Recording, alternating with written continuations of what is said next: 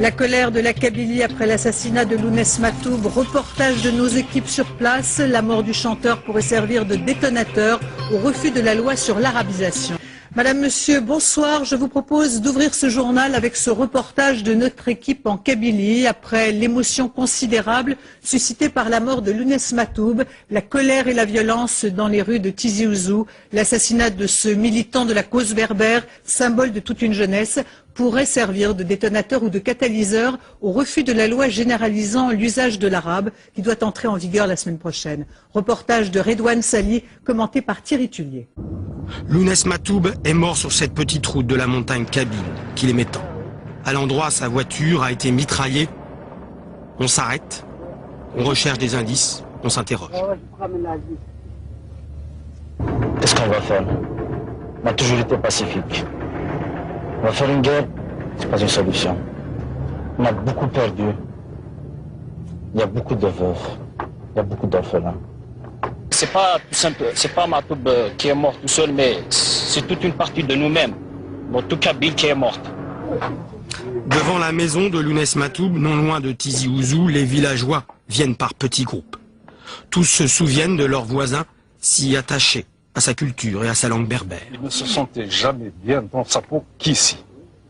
Il aimait tellement, il avait l'Algérie dans sa peau, et il y est resté. Les obsèques de Lounès Matoub auront lieu dimanche dans son village. Et comme il le souhaitait, il devrait être inhumé dans sa maison natale. Je ne suis pas obligé d'être musulman, je suis laïque. Peut-être pour beaucoup, I like Algérie, ils vont dire qu'ils se sont trompés, mais c'est volontaire, parce que je suis laïque. Totalement. Et cela... C'est ça, je voudrais arabe, tout le temps arabe. Non, non, arabo-islamique. Pourquoi arabo-islamique? Arabo-berbéro-islamique. Très bien. Non, pourquoi? Parce qu'il y avait... Mais bon sang, mais pourquoi? Écoutez, moi ce que je tiens à dire simplement, c'est que pourquoi me la mettre femme... dans ce contexte arabo-islamique? J'ai le droit de dire non. Mais je suis algérien, autochtone de ce pays. Je ne suis pas arabe identitairement, je ne suis pas obligé d'être musulman. C'est pas pour autant que je ne peux pas respirer l'oxygène de l'Algérie. Comme d'autres peuples de cette région, vous avez été arabisés et vous avez été islamisés. C'est un fait. Ce que je tenais à dire simplement, c'est que la femme... C'est les ancêtres qui sont islamisés. Moi, je n'accepte pas aujourd'hui. Je vois la vie d'une autre manière. Bien entendu. Non, mais il n'y a pas que ça. Excusez-moi. Il y a les mosquées. Ils se réunissent 5 fois par jour. Ils ont un congrès par semaine.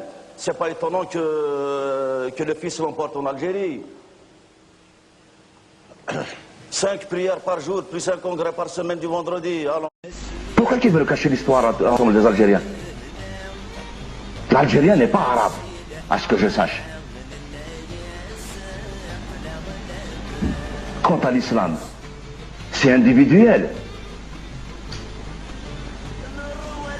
Je ne suis pas musulman. Ça ne veut pas dire que je ne suis pas algérien. Ça ne veut pas dire que je ne suis pas nationaliste. Ça ne veut pas dire que je ne vais pas donner la dernière goutte de mon sang pour cette pauvre Algérie. Et qu'est-ce qui va se passer? Pourquoi qu'on honore un ennemi de l'Algérie au détriment d'un fils de la nation de l'Algérie?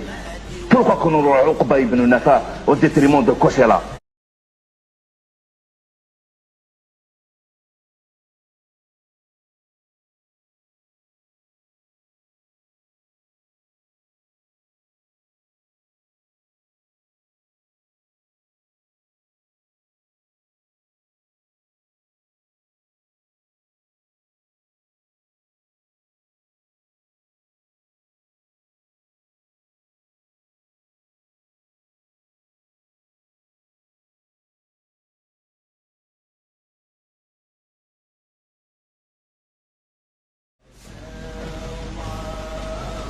Aujourd'hui, on retrouve un lycée Uqba.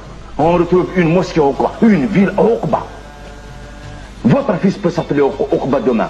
Mon fils, je peux le prénommer Kossela aussi. Ils peuvent se rencontrer dans l'histoire demain.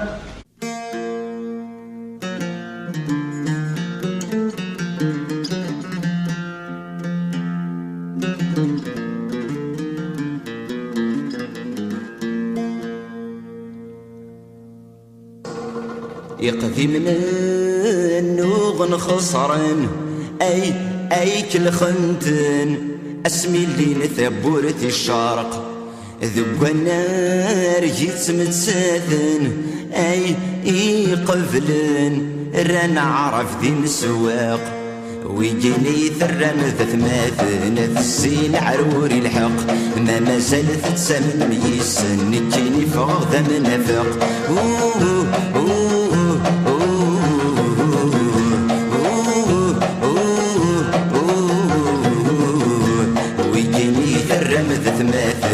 السين عروري الحق ما زالت تسمن ميسن كيني فوق ذا منافق كلن بفحلات غضلن صلفة لا تغمان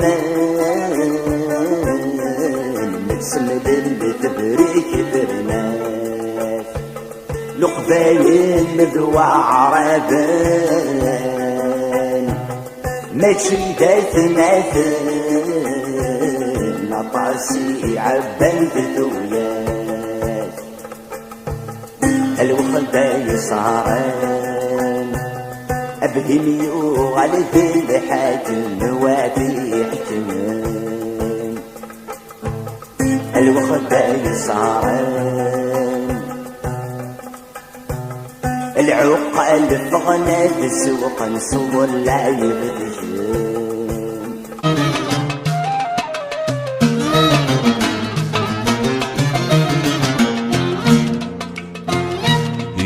صروح وذي سفلان غفين وغيشقان فرم ثامور ذل مشملان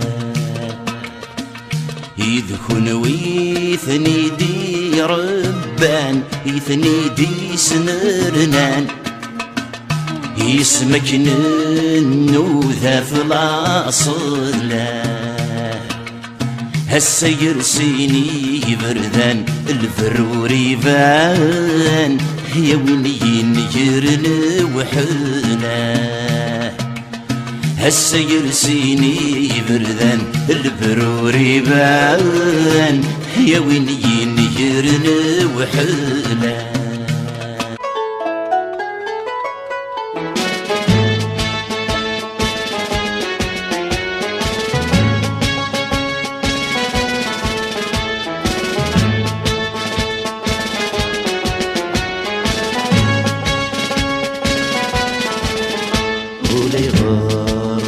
جاسر مسن تصبر امس درار وريحك مخس يغرى يزور ولا يغار نار جاسر مسن تصبر امس درار وريحك مخس يغرى يزور نافوس للبطل يسوى القم الغلس للشار إلا صلصة نسل ودم يغمى يجون جار شقر نسدي نتصعرف تموت نتزاير شقر نسدي نتصعرف تموت نتزاير ذو غرم ذو غرم ذو غرم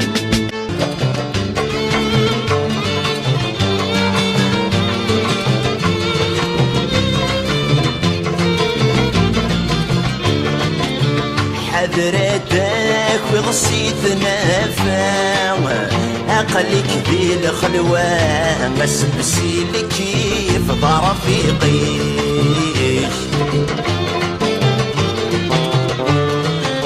اسمو قول كان القبلة ذي الكعبة الشريفة ثنين تسافذيش